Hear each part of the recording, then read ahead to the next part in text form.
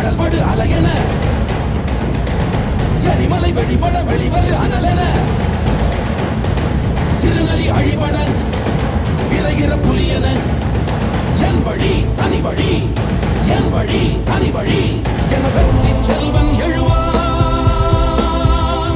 தன் வேட்டை முடித்தே வருவான் என் வழி தனி வழி என் வழி தனி வழி